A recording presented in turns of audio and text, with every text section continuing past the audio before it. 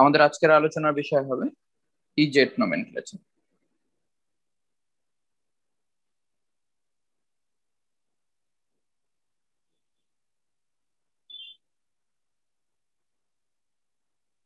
EZ দেখো, এই EZ এ ই কথাটার মানে কি?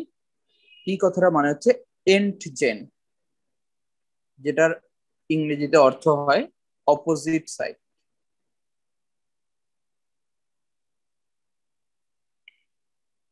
ওকে, আর জেড এই কথাটার মানে হচ্ছে জুসামেন,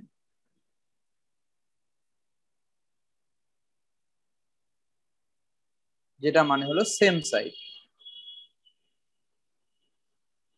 একটা হয়ে গেল অপোজিট সাইড আর একটা হয়ে গেল সেম সাইড। তো এরকম যদি হয়, মনে করো একটা কার্বন আছে, সেই কার্বনটাতে দুটো ডিফারেন্ট ইন্ডিভিজুয়াল কার্বনের ডিফারেন্ট গ্রুপ আছে। মনে করো এ এ বি বি, এরা অপোজিট সাইডে। তাহলে যখন অপোজিট সাইডে থাকবে তখন সেক্ষেত্রে এইরকম জায়গাতে তো আমরা সিস ট্রান্স বলবো, ইজেড বলবো না সিস ট্রান্স বলবো, যদি দুটো গ্রুপ দুটো কার্বনের সেম থাকে।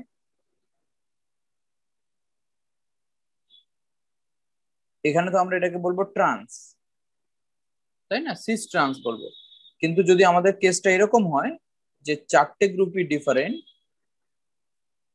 এ বি সি ডি, চারটে গ্রুপই যদি ডিফারেন্ট হয় তাহলে সেক্ষেত্রে আমরা ইজেড বলবো। এবং আমরা এরকম বলবো যে এই দুটো গ্রুপের মধ্যে মনে করো এই গ্রুপটা প্রায়োরিটি বেশি, সিডির মনে মনে করো এই দুটো প্রায়োরিটি বেশি। তাহলে বেশি প্রায়োরিটি গ্রুপ ওয়ালাগুলো বা সিনিয়র গ্রুপগুলো যদি একই সাইডে থাকে, সেম সাইডে, তাহলে আমরা বলবো জেড। যদি অপোজিট সাইডে থাকে তাহলে আমরা বলবো ই। তো বিষয়টাকে আমি এরকম করে মনে রাখতাম যে মনে করো একটা ডাবল বন্ডে দুটো অপোজিট দিকে আছে, অপোজিট দিকে থাকা মানে জেড এর মতো হচ্ছে দেখতে অনেকটা, ওই জন্য জেড এর মতো হলে ই, আর একই দিকে যখন থাকছে দুটো গ্রুপই তখন ই এর মতো অনেকটা ব্যাপারটা, ই এর মতো হলে জেড। এরকম মনে রাখবো, জেড এর মতো হলে ই, ই এর মতো হলে জেড হবে। এবার কোন গ্রুপটার প্রায়োরিটি বেশি আর কোন গ্রুপটার প্রায়োরিটি কম, সেটা আমরা কিসের উপর বেস করে বলবো? আমরা একটা রুলের উপর বেস করে বলবো। তিনজন সায়েন্টিস্ট মিলে, নোবেল লরিয়েট, তারা রুলটা তৈরি করেছিলেন, নাম হচ্ছে সিআইপি রুল। সিআইপি রুলটাকে আমরা অনেক সময় বলি সিকোয়েন্স রুল, বা এটাকে আমরা অনেক সময় বলি প্রায়োরিটি রুল। প্রায়োরিটি রুল বলি। তো সিআইপি তিনজন সায়েন্টিস্টের নাম অনুযায়ী হয়েছে। একজনের নাম Cahn, I for Ingold, and P for Prelog. তিনজন নোবেল লরিয়েটের নাম অনুযায়ী এই রুলটার নাম হয়েছে সিআইপি রুল। তো রুলটা কি সেটা লিখতে হবে। নাম্বার ওয়ান রুল হলো যে কোনো একটা স্যার, গ্রুপের প্রায়োরিটি। হ্যাঁ বলো। স্যার আগের লেখাটা। হ্যাঁ স্যার, একটু নিচে নাও। লেখো।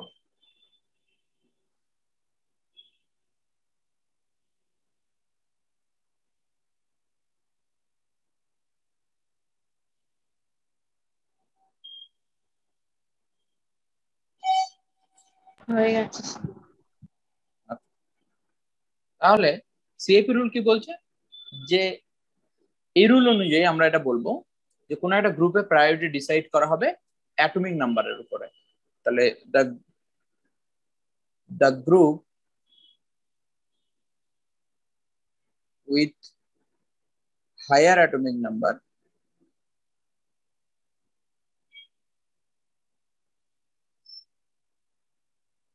Is senior. ওই গ্রুপটার প্রায়োরিটি বেশি হবে, সিনিয়র গ্রুপ বলা হবে যদি অ্যাটমিক নাম্বার বেশি হয়। Number two, when first atoms are common, আমরা এটা লিখি, পরে আমরা এটাকে বুঝিয়ে দিচ্ছি আমি কি ব্যাপারটা। when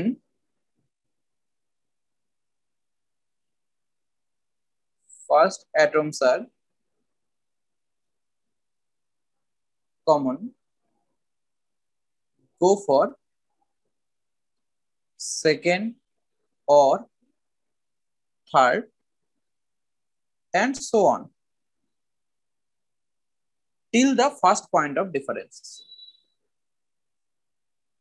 Till the first point of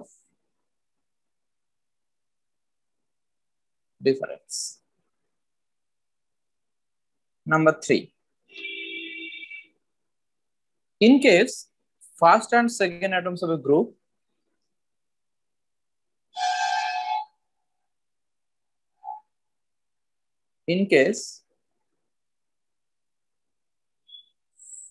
first and second atom of a group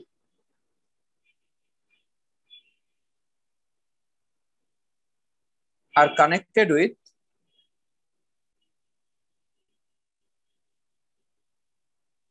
double bond or triple bond.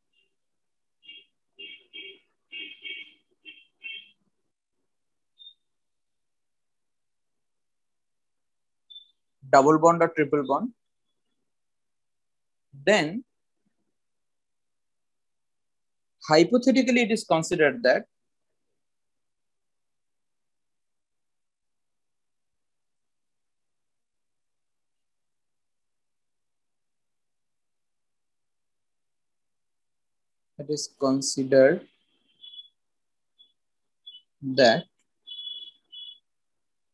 the atom is connected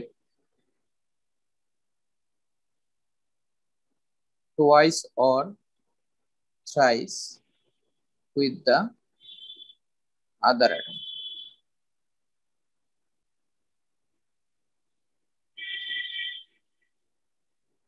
তো এই কনসেপ্টটাকে আমরা এখানে একটা কনসেপ্ট বলবো, সেটা হচ্ছে Phantom atom.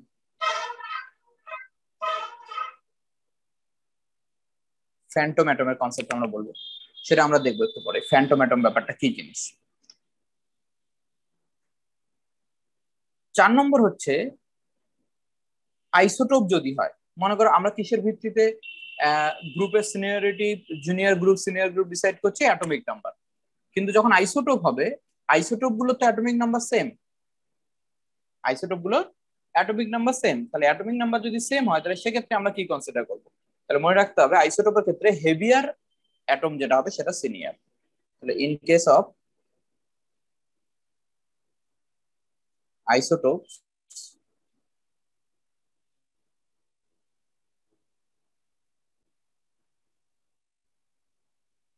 heavier are the senior group, heavier atomটা হবে senior। 5 number point,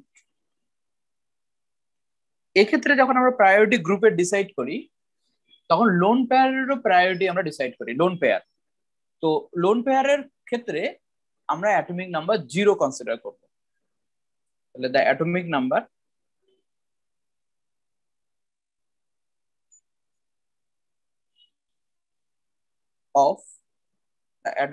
of lone pair is considered to be 0। Atomic নাম্বারের ক্ষেত্রে 0 কনসিডার করা হবে। আর লোন পেয়ার তাহলে সব থেকে কম প্রায়োরিটি পাবে, হাইড্রোজেনের থেকেও কম প্রায়োরিটি পাবে। ওকে, চলো তাহলে এবার দেখো, এটা সবার লেখা হয়েছে?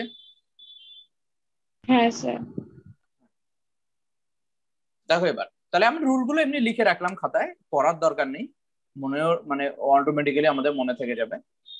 আমরা রুলগুলোকে কিভাবে ব্যবহার করবো, মনে করো আমার কাছে একটা এক্সাম্পল, আমরা এক্সাম্পল নিয়ে ইজেড ব্যাপারটা বোঝার চেষ্টা করছি। তো মনে করো আমার কাছে আছে সি ডাবল বন্ড সি, এখানে মনে করো আছে CH3, এখানে মনে করো F, এখানে আছে CH ডাবল বন্ড CH2, আর এখানে আছে মনে করো CH2 CH3। এবার দেখো এই যে আমি গ্রুপগুলোকে এখানে সাজিয়েছি, এটা ই না জেড সেটা আমাকে ডিসাইড করতে হবে। তো আমরা কি করব, প্রথম ডিরেক্টলি কানেক্টেড অ্যাটমটাকে দেখবো। যেমন এখানে ডিরেক্টলি কানেক্টেড অ্যাটম কে আছে, কার্বন, আর এখানে ডিরেক্টলি অ্যাটম কানেক্টেড আছে ফ্লুরিন। এই দুটোর মধ্যে কোনটার অ্যাটমিক নাম্বার বেশি? তাহলে ফ্লুরিনের অ্যাটমিক নাম্বার বেশি, তাহলে এই গ্রুপটা আমার বেশি প্রায়োরিটি দেবো, সিনিয়র গ্রুপ হিসেবে কনসিডার করা হবে। তাহলে আমরা গ্রুপের সিনিয়রিটি জুনিয়রিটি ডিসাইড করব অ্যাটমিক নাম্বার দেখে।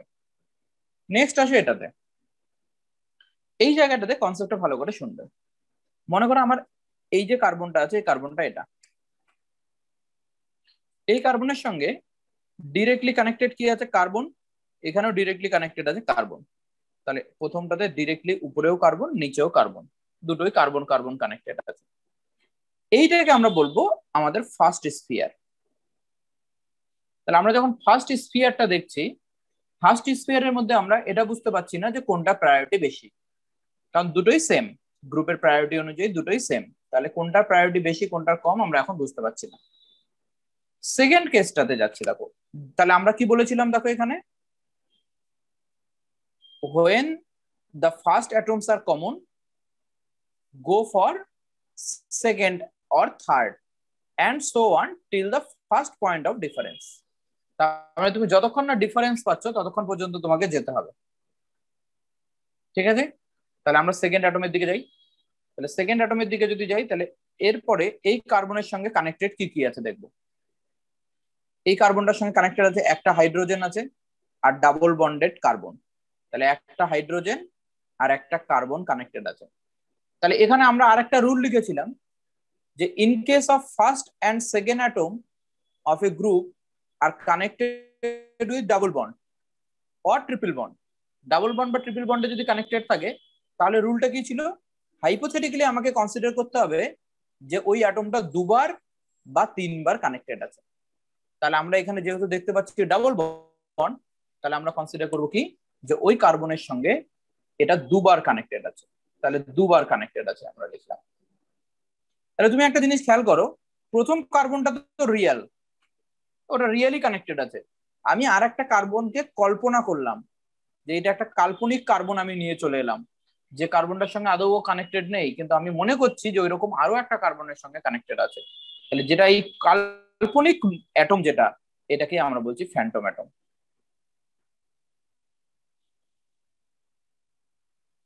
কথা বোঝা গেল? ফ্যান্টম অ্যাটমের কনসেপ্টটা কাল্পনিক অ্যাটমটাকে বলছি। আর এই দিকেরটা কানেক্টেড কার সঙ্গে আছে দেখো, দুটো হাইড্রোজেন একটা কার্বন, দুটো হাইড্রোজেন একটা কার্বন। এবার আমরা যাব সেকেন্ড স্ফিয়ারে। সেকেন্ড স্ফিয়ারে এবার তুমি অ্যাটমিক নাম্বার যদি চেক করো, তাহলে দেখবে যে উপরের গ্রুপটার প্রায়োরিটি বেশি হয়ে গেল। তাহলে অপোজিট দিকে আছে জেড এর মতো দেখতে, তাহলে এর কনফিগারেশন হয়ে যাবে ই। কার কার ডাউট আছে এটুকুতে?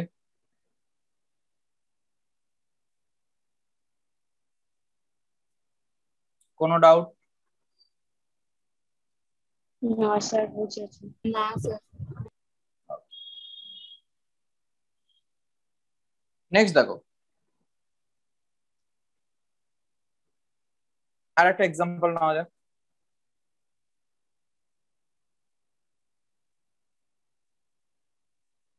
এক্সাম্পল নাম্বার 2, মনে করো এরকম নিলাম H C triple bond C, এই triple bond C,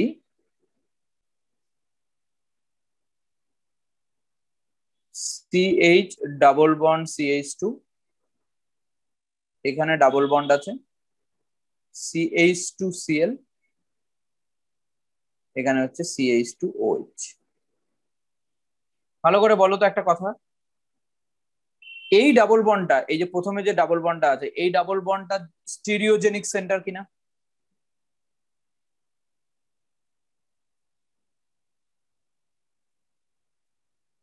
stereo centre বা স্টিরিওজেনিক সেন্টার কখন হবে ডাবল বন্ড?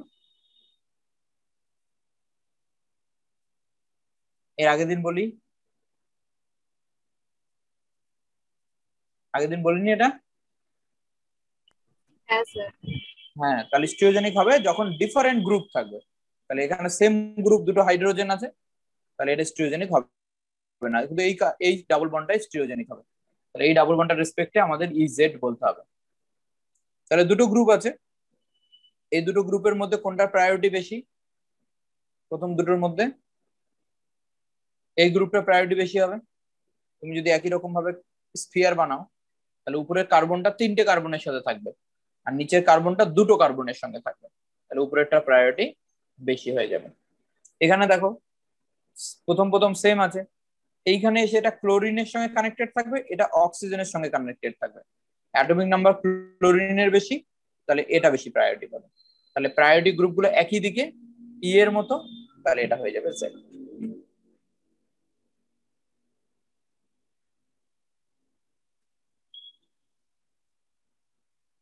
এটা বলো।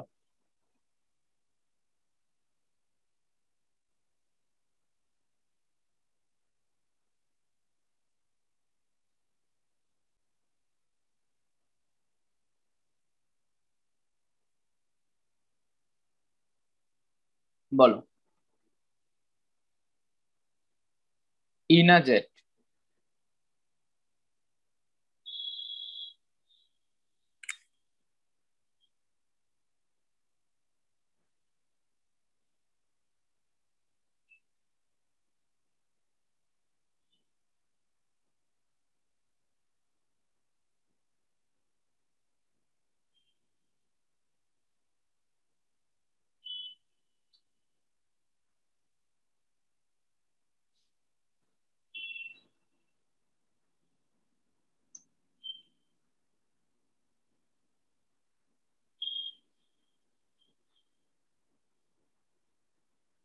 বলো কেউ একজন বলো, ই হবে না জেড হবে এটা?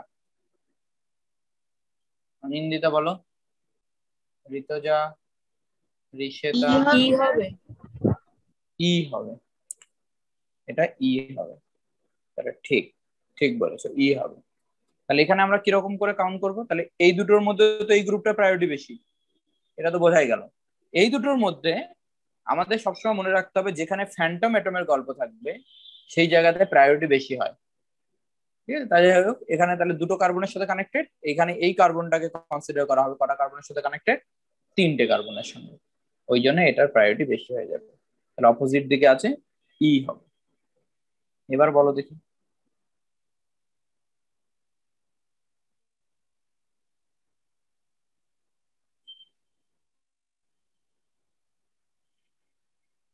এটা অক্সিজেন, হ্যাঁ?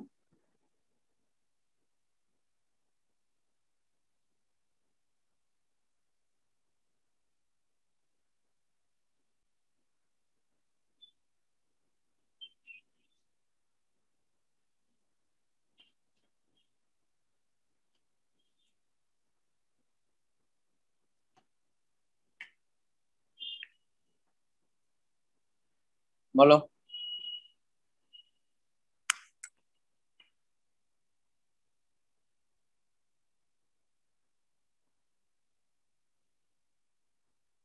জেড হবে স্যার। Sir Z. এটা জেড হবে। তাহলে আমরা এরকম কনসিডার করবো যে এই দুটো গ্রুপের মধ্যে কার্বন কার্বন, কার্বনের সঙ্গে কানেক্টেড অক্সিজেন, কার্বনের সাথে কানেক্টেড কার্বন, তাহলে এই গ্রুপের প্রায়োরিটি বেশি হয়ে গেল। এখানেও দেখো কার্বন কার্বন, কার্বনের সাথে কানেক্টেড কার্বন, কার্বনের সাথে কানেক্টেড কার্বন, কার্বনের সাথে কানেক্টেড কার্বন, কার্বনের সাথে কানেক্টেড কার্বন, সেম আছে। কিন্তু এরপরে এটা কানেক্টেড অক্সিজেন, এটা কানেক্টেড কার্বন, তাহলে এই গ্রুপের প্রায়োরিটি বেশি হয়ে গেল। তাহলে দুটো গ্রুপ একই দিকে আছে, তাহলে এটা জেড হয়ে গেল। ভুল হবে কোন জায়গাগুলোতে, আর যেগুলো জায়গাতে ভুল হবে সেগুলো পরীক্ষায় থাকে। যদি ইজেড কখনো বলতে বলে তাহলে একটু কঠিন আসবে, কারণ জিনিসটা যখন তুমি সবাই জানে তখন কঠিন কোশ্চেন হবে।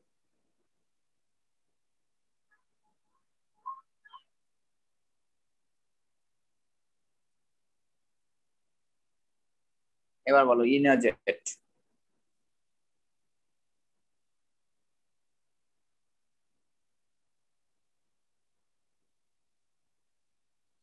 স্যার ই। ই, দেখো এরকম জায়গাতে ভুল হবে। কি হয়েছে ব্যাপারটা, এই দুটোর মধ্যে তো এটা প্রায়োরিটি বেশি, এটা বোঝা গেল। এই দুটোর মধ্যে কম্পেয়ার করি, কার্বন তোমার যদি প্রবলেম হয় তুমি স্ফিয়ার বানাবে, কার্বনের সাথে direct connected carbon, direct connected carbon. First স্ফিয়ারে বলা যাচ্ছে না কি হবে।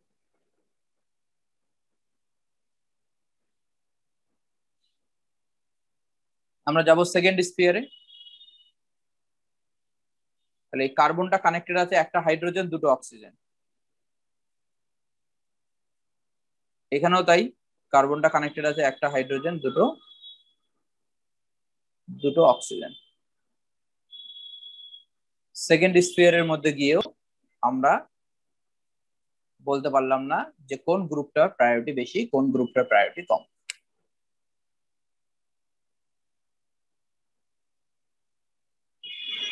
থার্ড স্ফিয়ারটাতে এই অক্সিজেনটা কানেক্টেড কার সঙ্গে আছে দেখো, এই অক্সিজেন কানেক্টেড আছে অক্সিজেনের সঙ্গে,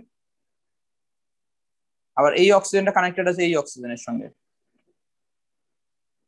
মানে একজন আরেকজনের সাথে কানেক্টেড। কিন্তু এখানকার অক্সিজেন গুলো কানেক্টেড কার সাথে, কার্বন। তাহলে থার্ড স্ফিয়ারে গিয়ে তোমার ডিসিশন হয়ে গেল যে কোনটার প্রায়োরিটি বেশি পেল, তাহলে এই গ্রুপটার প্রায়োরিটি বেশি হয়ে গেল। তাহলে একই দিকে প্রায়োরিটি গ্রুপ আছে, তাহলে এটা জেড হবে।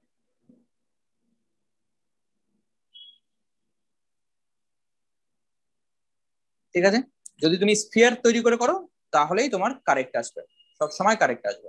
তো আমি কয়েকটা দিচ্ছি, এটা অ্যাসাইনমেন্ট হিসেবে হোমওয়ার্ক করবে।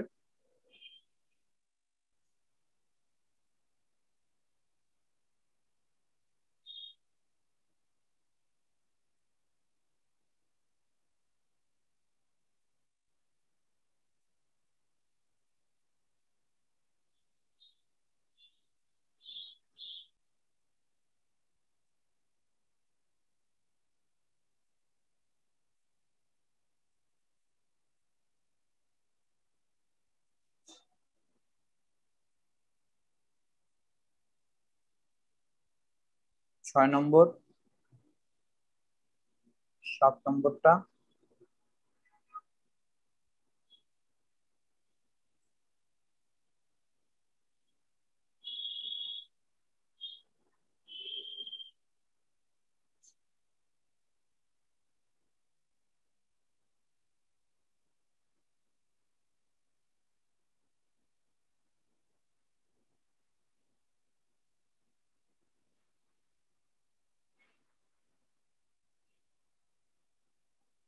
8 নম্বর, 9 নম্বরটা দেখো,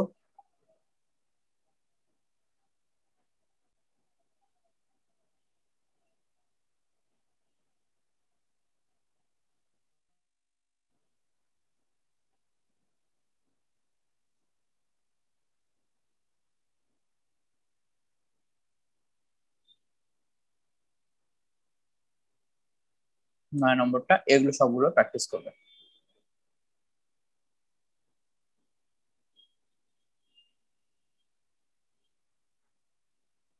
এগুলো হোমওয়ার্ক থাকলে এগুলো করবে।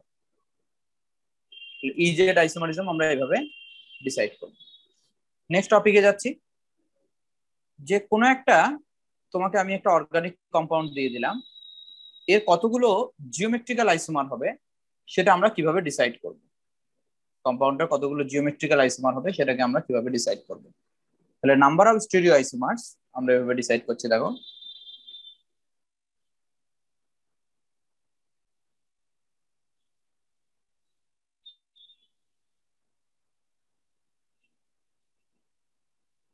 আমরা এখানে জিওমেট্রিক্যাল আইসোমার নিয়েই প্রথমে বলবো, পরে অপটিক্যাল পড়া হয়ে গেলে অপটিক্যাল নিয়েও বলবো, একসাথে জিওমেট্রিক্যাল অপটিক্যাল তখন হবে। এখন শুধু জিওমেট্রিক্যাল আইসোমার্স কটা হবে সেটা দেখছি। কোন একটা কম্পাউন্ডে জিওমেট্রিক্যাল আইসোমার্স কটা হবে সেটা কিভাবে ডিসাইড করা হবে। আমরা একটা কেস নিচ্ছি, মনে করো কেস ফার্স্ট। যদি যে আমাকে কম্পাউন্ডটা দেবে অর্গানিক কম্পাউন্ডটা, তার যদি দুটো এন্ড ডিসিমিলার হয়, তাহলে when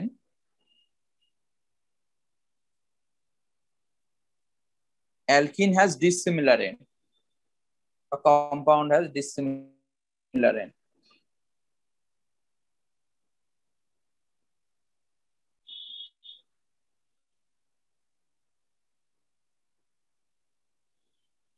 যদি ডিসিমিলার এন্ড হয় তাহলে কি হবে? ফর্মুলা লিখে রাখবে, number of GI is equal to হয়ে যাবে 2 টু দি পাওয়ার n,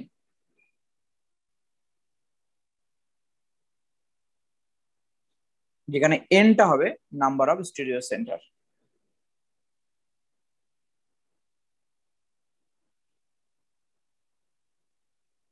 কতগুলো স্টিরিও সেন্টার আছে কম্পাউন্ডের মধ্যে, তার উপর বেস করে আমার টোটাল জিওমেট্রিক্যাল আইসোমার হবে 2 টু দি পাওয়ার n, বা স্টিরিও আইসোমারও বলতে পারো। Case 2, when the compound have similar ends.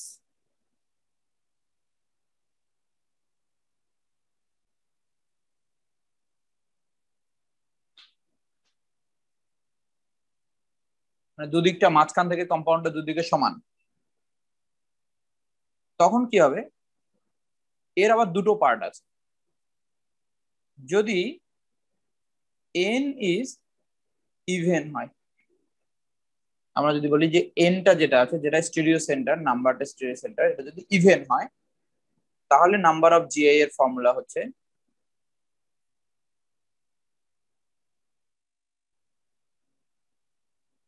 Two to the power n-1 plus 2 to the power n/2 -1।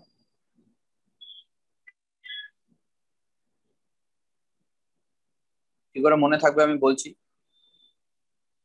এটা হচ্ছে জিআই, নাম্বার অফ জিআই এর ফর্মুলা।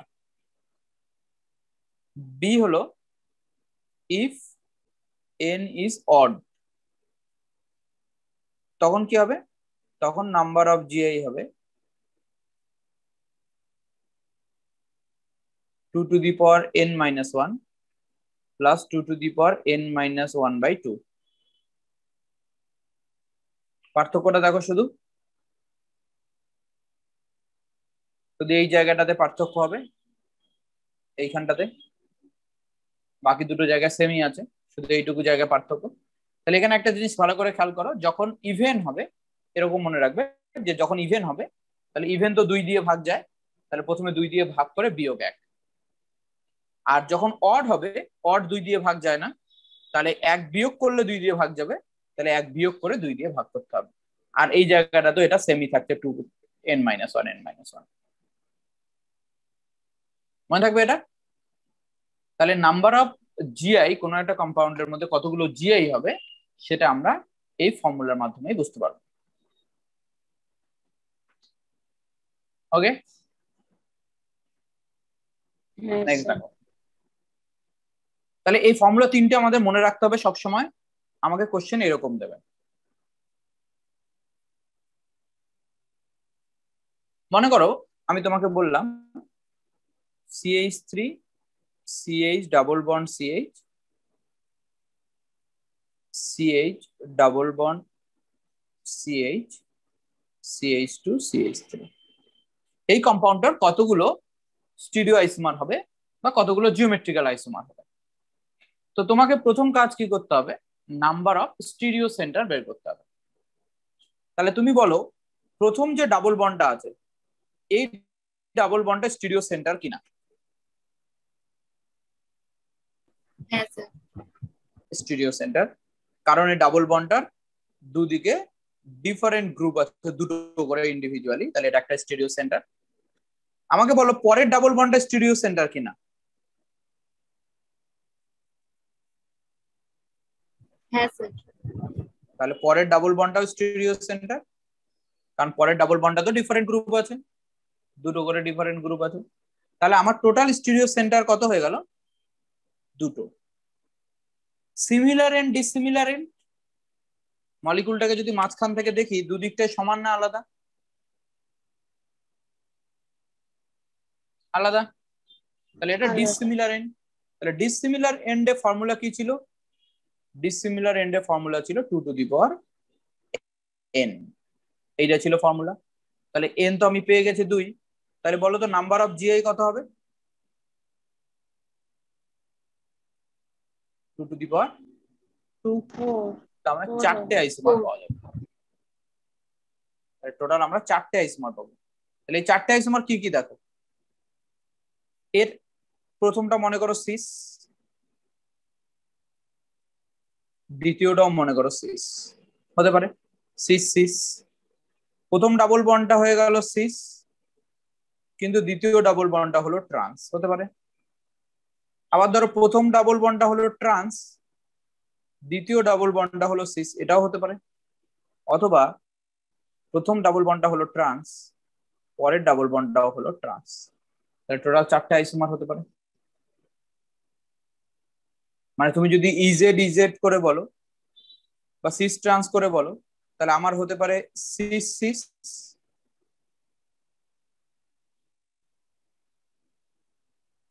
তারপর এটা হলো সিস ট্রান্স, তারপর এটা হলো ট্রান্সিস, আর আছে ট্রান্স ট্রান্স। এই তো হবে, তাই না? 4টে পসিবিলিটিস। তাহলে জিআই হয়ে যাবে 4টে। তাহলে তোমাকে এরকম কোশ্চেন দেবে যে কটা আইসোমার হবে জিওমেট্রিক্যাল, তোমাকে শুধু স্টিরিও সেন্টার কাউন্ট করতে হবে। নেক্সট কোশ্চেন দেখো,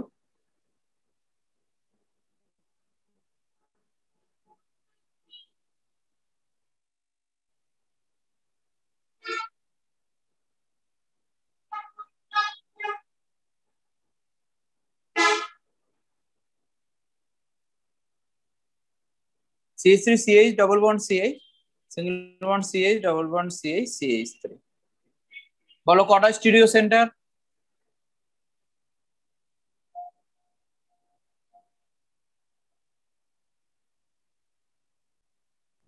স্যার দুটো। দুটো স্টিরিও সেন্টার, এই একটা স্টিরিও সেন্টার, এই একটা stereo centre. Similar end dissimilar end? Similar end. মাঝখান সিমিলার এন্ড, তাহলে এটা দেখতে হবে ইভেন না অড, তাহলে এটা ইভেন। ইভেন। তাহলে জি এর ফর্মুলা বলো ইভেন এ। ইভেন হচ্ছে 2 to the power 2 to the power 7, তার মানে 2 minus 1 হ্যাঁ plus plus 2 to the power n, মানে 2/2 minus 1। তাহলে ঠিক আছে, হ্যাঁ, তার মানে 2 প্লাস, তাহলে এটা হয়ে গেল 2 to the power 1 2 to the power 0। হ্যাঁ তার মানে ওটা 1, তার মানে 2 হবে, 3 হবে। 3 হবে। তাহলে টোটাল আইসোমার আমাদের কটা পাবো এখানে? আমরা 4টে আমরা আইসোমার পাবো না, এখানে আমরা 3টে আইসোমার পাবো। এবার কেন এটা হলো একটুখানি দেখো। প্রথমটা সিস,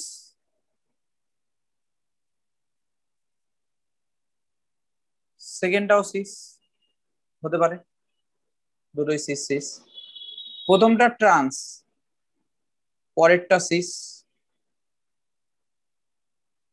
প্রথমটা সিস, পরেরটা ট্রান্স। আচ্ছা এই দুটো সেমই না? এই কম্পাউন্ডটাও যা, এই কম্পাউন্ডটাও তাই কিনা? হ্যাঁ তাই। দুটোই সেম, ওই জন্য আমরা একটাই কনসিডার করবো দুটো মিলিয়ে। আর একটা কি হতে পারে আমার? দুটোই ট্রান্স। তাহলে এই দুটো সেম, ওই জন্য দুটো সেম হয়ে গেল বলে 4টের জায়গায় তুমি আইসোমার পেলে 3টে।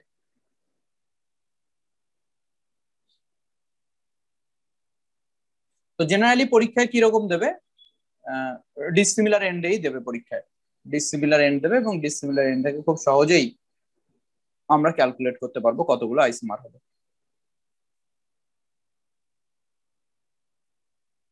কুইকলি বলে ফেলো দেখি।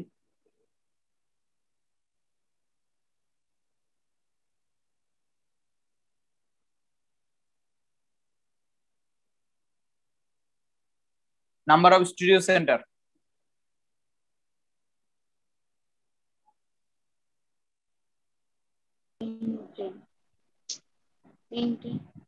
তিনটে। এই একটা স্টিরিও সেন্টার, এই একটা স্টিরিও সেন্টার, 3টে স্টিরিও সেন্টার হলো। তাহলে স্টিরিও সেন্টার 3টে হলো। Similar dissimilar? Similar.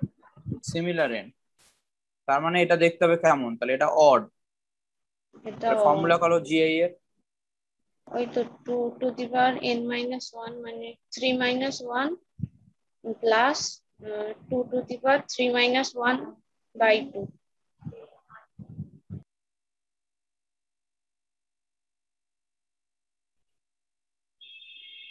Total isomer কতগুলো হবে? 6। 6টা। পরীক্ষায় এরকম প্রশ্ন আসবে যে কটা আইসোমার হবে বলো। ঠিক আছে, তাহলে ডাইরেক্ট ফর্মুলা বসিয়ে আমরা অ্যান্সার করব। চলো দেখি নেক্সট। স্যার বলো। স্যার বলছি এর আগেরটায় যে আপনি যে ওই সেম বললেন ওই জায়গাটা আরেকবার একটু বলবেন। এই যে এই দুটো দেখো, তুমি যদি এই দুটোর নাম যদি করো একই হবে না, কারণ দেখো ডাবল বন্ড তো দুদিকে সেম পজিশনেই আছে। একটাকে ধরে তুমি উল্টে দাও 180 ডিগ্রি অ্যাঙ্গেলে, মনে করো এই মলিকুলটাকে নিয়ে এই বরাবর একটা অ্যাক্সিস কে কনসিডার করে 180 ডিগ্রি অ্যাঙ্গেলে যদি ও রোটেট করিয়ে আচ্ছা দাও, আচ্ছা। তাহলে হ্যাঁ কোন স্যার একটু কম্পাউন্ড হবে? ঠিক আছে, হ্যাঁ হ্যাঁ। তাহলে এই দুটো সেম কম্পাউন্ড হবে। ওকে, এটা দেখো।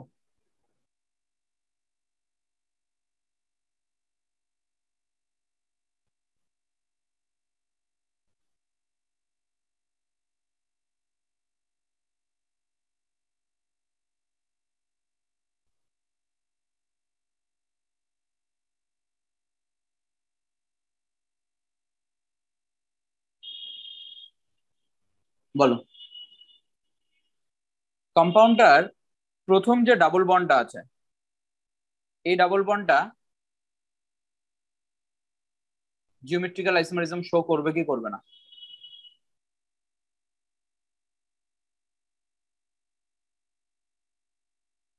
ডাবল বন্ডের কন্ডিশন কি? দুদিকে ডিফারেন্ট গ্রুপ থাকতে হবে, দুদিকে ডিফারেন্ট গ্রুপ থাকতে হবে। তাহলে এখানকার ডাবল বন্ডটা স্টিরিওজেনিক সেন্টার। আমাকে বলো রিংটা স্টিরিওজেনিক সেন্টার কিনা? রিং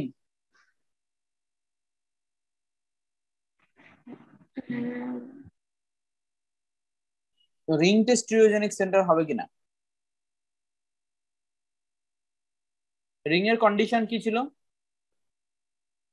রিং এর কন্ডিশন ছিল যে দুটো sp3 কার্বো মেম্বার হতে হবে, যাতে দুটো ডিফারেন্ট গ্রুপ। এখানে তো আছে সেটা, তার মানে এক্ষেত্রে রিংটাকেও আমরা একটা স্টিরিওজেনিক সেন্টার বলবো। রিং এর মধ্যেকার ডাবল বন্ড গুলো স্টিরিওজেনিক সেন্টার কিনা?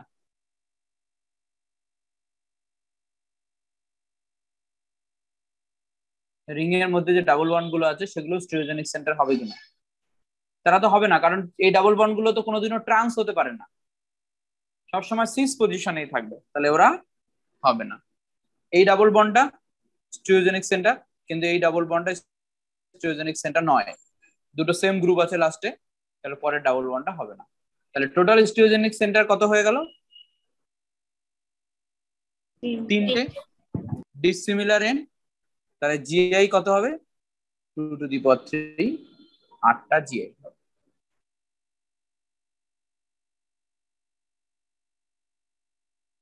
ঠিক আছে, নেক্সট দেখো। পরীক্ষা যদি আসে ডিসিমিলার এন্ডই দেয়।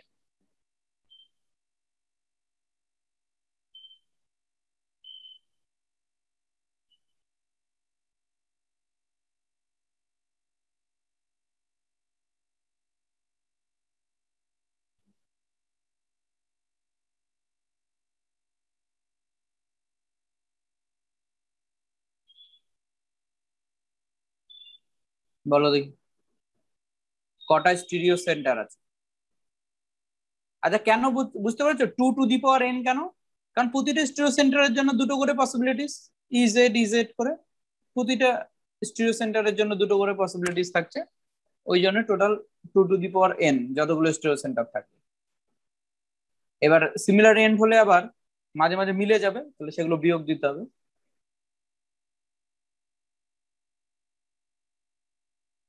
এটা বলো, বলো প্রথম ডাবল বন্ডটা স্টিরিওজেনিক সেন্টার কিনা? রেসপন্স করবে। হ্যাঁ, তাহলে প্রথম ডাবল বন্ডটা স্টিরিওজেনিক সেন্টার। রিংটা স্টিরিওজেনিক সেন্টার কিনা? রিং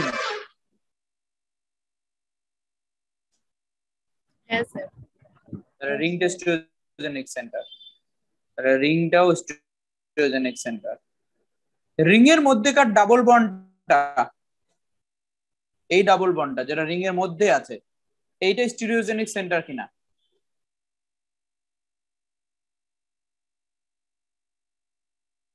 হ্যাঁ হ্যাঁ স্যার।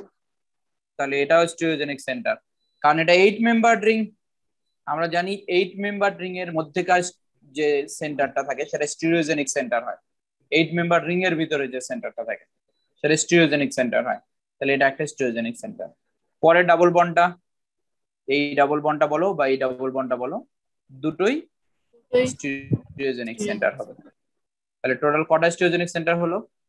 1 2 3 4 5, 5টা। তাহলে স্টিরিও সেন্টার হয়ে গেল 5টা। তাহলে জিআই হয়ে যাবে 2 to the power 5।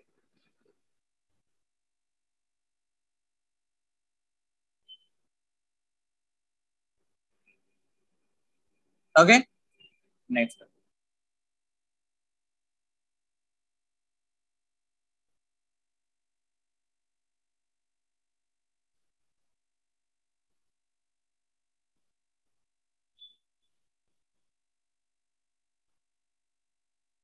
বলো,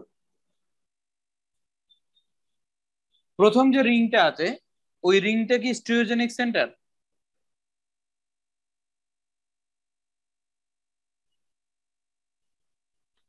রিং না স্যার না। না। ডাবল বন্ডটা? ডাবল বন্ডটা হ্যাঁ। ডাবল বন্ডটা স্টিরিওজেনিক সেন্টার। পরের ডাবল বন্ডটা? তারপরে হ্যাঁ।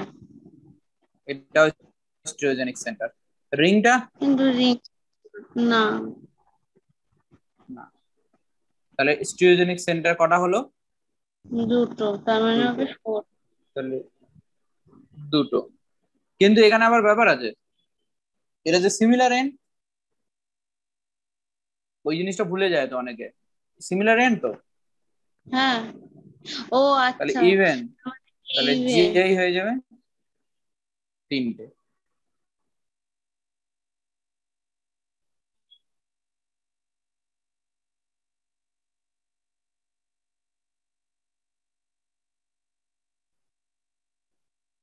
ওকে, তাহলে এরকম পরীক্ষায় কোশ্চেন এক্সপেক্টেড। আরো কয়েকটা এক্সাম্পল আমি বলে রাখি, তোমরা এগুলো প্র্যাকটিস করবে।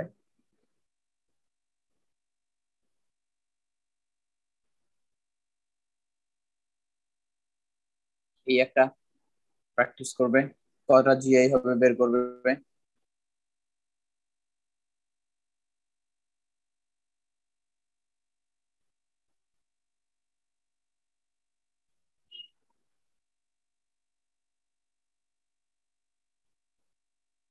এটা খেয়াল রাখবে, এই জায়গাটাতে যেটা, এইখানে যেটা দেওয়া আছে, এই জিনিসটা, এটা কি বলো?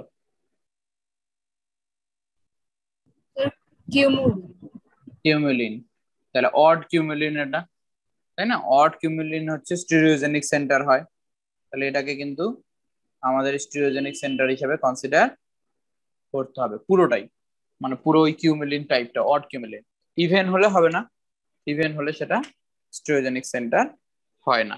এর আগের দিনই আমরা এটা করেছিলাম।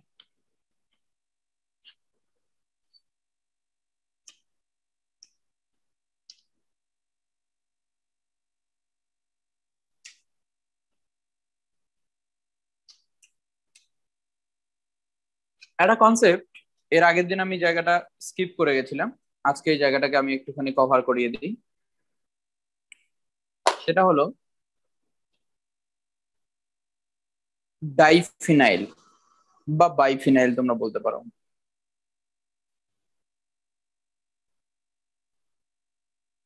বাইফিনাইল সিস্টেম, তোমার কাছে মনে করো একটা রিং আছে, বেনজিন রিং, আর একটা বেনজিন রিং আছে, এরা টেট্রা সাবস্টিটিউটেড। এটাকে আমি এইভাবে রিপ্রেজেন্ট করছি ঠিকই, কিন্তু এরকম করা উচিত। স্যার আরেকবার বলুন। আরেকবার বলছি, এই ব্রোমিন আর ব্রোমিনের মধ্যে এই যে ডিস্টেন্সটা এখানে যেরকম হবে, যদি আমি উল্টে দিতাম তাহলে ডিস্টেন্সটা আলাদা হবে। মানে ব্রোমিন এখানে ডিস্টেন্সটা আর ব্রোমিন আর এই আয়োডিনের ডিস্টেন্সটা, এই দুটো ডিস্টেন্স আলাদা। তাহলে যদি আলাদা হয় তাহলে সেক্ষেত্রে আমরা এটা জিওমেট্রিক্যাল আইসোমার আমরা দেখতে পাবো। এটা ইম্পর্টেন্ট, ঠিক আছে? এই জায়গাটা আমরা ভালো করে দেখে নেব। তাহলে এর ক্ষেত্রে আমরা কি জিআই দেখতে পাবো, এটা জাস্ট বলে রাখলাম। এরপরে পয়েন্ট করো properties of GI. Properties of geometrical আইসোমার্স।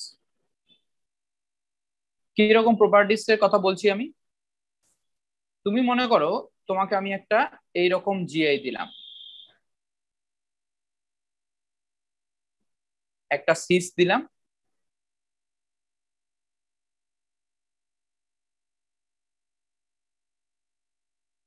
Trans দিলাম। আমাকে বলো তো, আমরা যদি এটার হাইড্রোজেনেশন করি, হাইড্রোজেন নিকেল, হাইড্রোজেন নিকেল, এটা সিন এডিশন তোমরা জানো।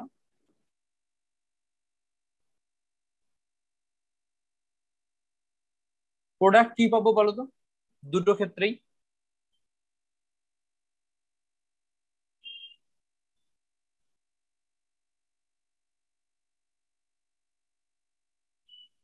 বলো বলো বলো, দুটো ক্ষেত্রে প্রোডাক্ট কি পাবো বলো? বিউটেন পাবো। দুটোতেই বিউটেন পাবো। এটাতেও বিউটেন পাবো,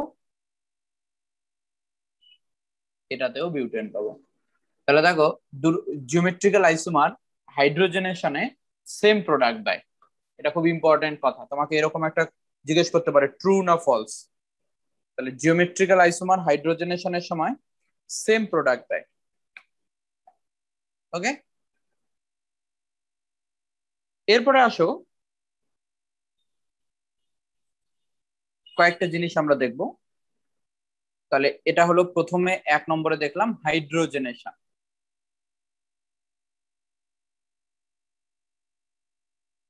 হাইড্রোজেনেশন নাম্বার 2 আমরা দেখব ডাইপোল মুভমেন্ট।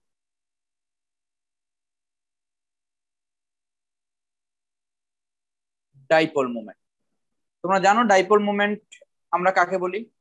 এরকম এ আর বি দুটোর মধ্যে যদি কোনো চার্জ সেপারেশন থাকে, তাহলে আমরা এখানে ডাইপোল মুভমেন্টকে পজিটিভ টু নেগেটিভের দিকে রিপ্রেজেন্ট করি মিউ দিয়ে, যেটা হচ্ছে ই ইন্টু ডি, এবং যার ইউনিট হচ্ছে ডিবাই। এগুলো আমরা সব জানি। তো আমি যদি এই দুটো কম্পাউন্ডকে কম্পেয়ার করি, CH3 C double bond C CH3, একটা ট্রান্স,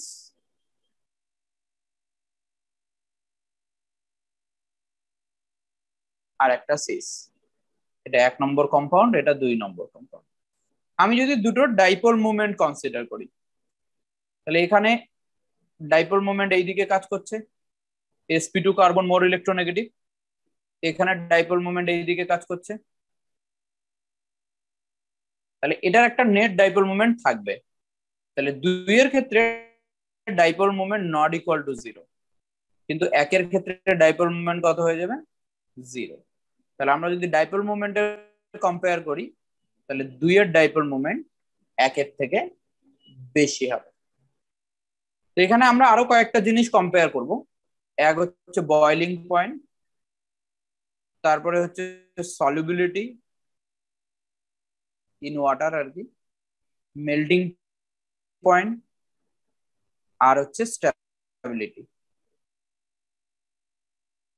এখানে আমরা একটা এরকম বক্স করে রাখি যে এই দুটো কম্পাউন্ডের মধ্যে, 1-2 কম্পাউন্ডের মধ্যে এই কনসেপ্ট গুলোকে আমরা দেখব কি অর্ডার হবে। তো সেগুলো আমরা পরে আসছি।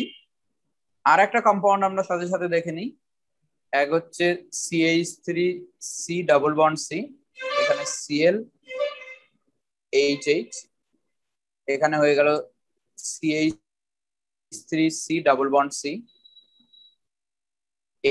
HH অপোজিট দিকে, এখানে Cl সিস ট্রান্স আর কি। এটা 1 নম্বর, এটা 2 নম্বর। কম্পেয়ার যদি করা যায়, এই ডাইপোল মুভমেন্ট এইদিকে কাজ করছে, এই ডাইপোল মুভমেন্টটা এইদিকে কাজ করছে, এই ডাইপোল মুভমেন্ট এইদিকে কাজ করছে, এখানেও ডাইপোল মুভমেন্ট এইদিকে কাজ করছে। তাহলে আমরা যদি ডাইপোল মোমেন্টের কম্পেয়ার করি, কার বেশি হবে বলো?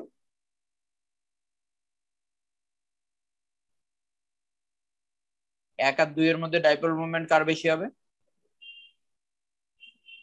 ভেক্টর বেশি। ভেক্টর সাম করতে হবে, দুই এর, তাই তো? তাহলে দুই এর ডাইপোল মোমেন্ট বেশি হবে। আবারও আমরা বাকি পয়েন্ট গুলোকে দেখবো। কি কি? মেল্টিং পয়েন্ট, কি কি দেখলাম? Boiling point, melting point, solubility, আর হচ্ছে স্টেবিলিটি। এই দুটো কম্পাউন্ডের মধ্যে আমরা বাকি এই চারটে পয়েন্টও আমরা দেখব। তো প্রথমে আমি বয়লিং পয়েন্টের কথায় আসি।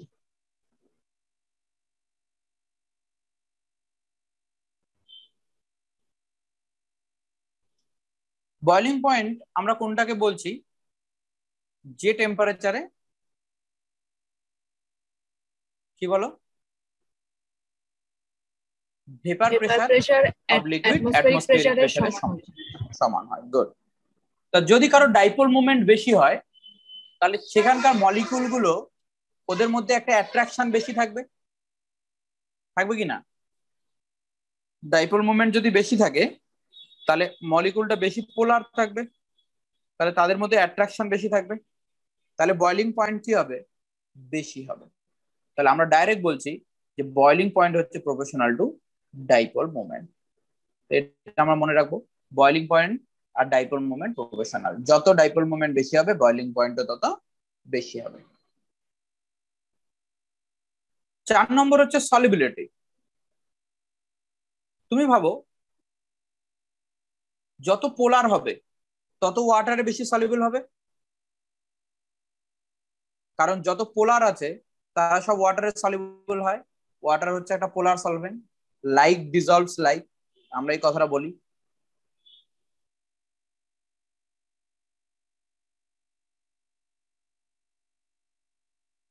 তাহলে বলো, যত ডাইপোল মোমেন্ট বেশি হবে তত সলিবিলিটি বেশি হবে, কম হবে?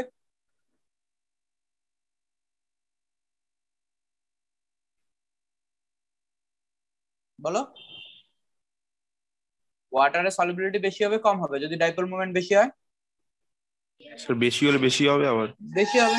হ্যাঁ, তাহলে এখানে মিউ, তাহলে এটাও সলিবিলিটি ইন ওয়াটার হচ্ছে প্রপোর্শনাল টু মিউ। 5 নম্বর হলো মেল্টিং পয়েন্ট।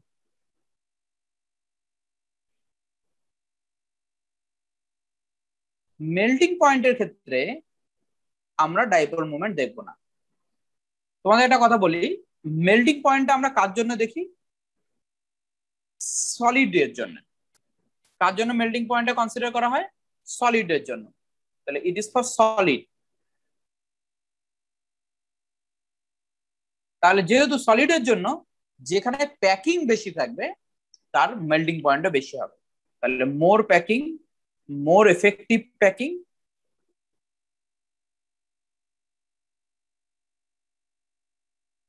মোর মেল্টিং পয়েন্ট। তাহলে এফেক্টিভ প্যাকিং কার হয়? সিমেট্রিক্যাল যে বেশি। মনে করো যদি আমরা ট্রান্স নিই, ট্রান্সের ক্ষেত্রে বেশি প্যাকিংটা ভালো হবে। সিস যদি নেওয়া হয়, সিসের ক্ষেত্রে প্যাকিংটা অত ভালো হবে না। সিসের ক্ষেত্রে যখন আমরা প্যাকিং দেখবো তখন বেশি ভয়েড থাকবে, ফাঁকা জায়গাটা বেশি থাকবে।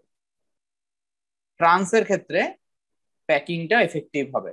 তো ট্রান্সের মেল্টিং পয়েন্ট বেশি হবে সিসের থেকে। তাহলে ট্রান্সের মেল্টিং পয়েন্ট বেশি হবে সিসের থেকে। 6 নম্বর আমরা স্টেবিলিটি দেখব। স্টেবিলিটির ক্ষেত্রে তোমরা এটা আগে থেকেই জানো যে ট্রান্স বা ই যেটা, এটা হচ্ছে মোর স্টেবল দেন সিস বা স্যার জেট। বলো স্যার, মেল্টিং পয়েন্টের ওখানে ট্রান্সিসের ব্যাপারটা আরেকবার একটু বলবেন? মেল্টিং পয়েন্টের ট্রান্সটাতে প্যাকিংটা ভালো হবে। তুমি দেখো, আমি ট্রান্স গুলোকে যখন প্যাক করব তখন এদের মধ্যে ফাঁকা জায়গা কম থাকবে। কিন্তু সিসকে প্যাক করতে গেলেই এইরকম সিসিং প্যাক হবে মনে করো, তাহলে তখন সিসকে যখন তুমি প্যাক করবে ভয়েডটা বেশি থাকবে, ফাঁকা জায়গাটা বেশি থাকবে। এই জায়গাগুলো তখন তো ভয়েড হয়ে যাচ্ছে, এই জায়গাগুলো ভয়েডটা বেশি হয়ে যাচ্ছে, আর এখানে ভয়েডটা কম। ওই জন্য ঠিক আছে প্যাকিংটা কম হবে, মেল্টিং পয়েন্টও কম হবে। তাহলে এবার এই এই কনসেপ্ট গুলোকে এখানে আমরা অ্যাপ্লাই করি। তাহলে মিউ বেশি হলে বয়লিং পয়েন্ট বেশি হয়। তাহলে বয়লিং পয়েন্ট কার বেশি হবে 1 আর 2 এর মধ্যে? 2 এর বয়লিং পয়েন্ট বেশি হবে। সলিবিলিটি কার বেশি হবে? যার মিউ বেশি, 2 এর সলিবিলিটি বেশি।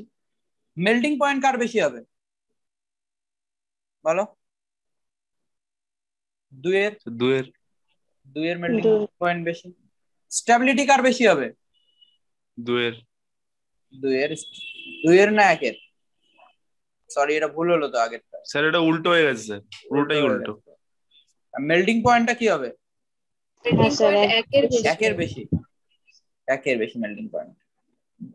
আর সলিবিলিটি স্টেবিলিটিও 1 এর বেশি। ঠিক আছে, এইদিকে আসো সেকেন্ডটাতে। মিউ বয়লিং পয়েন্ট মিউ এর সঙ্গে রিলেটেড, তাহলে 2 এর বয়লিং পয়েন্ট বেশি হবে। মেল্টিং পয়েন্ট কার বেশি হবে? কার মেল্টিং পয়েন্ট বেশি এখানে? ট্রান্সটার মেল্টিং পয়েন্ট বেশি, মানে 2। হ্যাঁ, সলিবিলিটি কার বেশি? 2 এর। স্টেবিলিটি কার বেশি? 2 এর। এখানে সব 2 এর বেশি। বোঝা গেল না?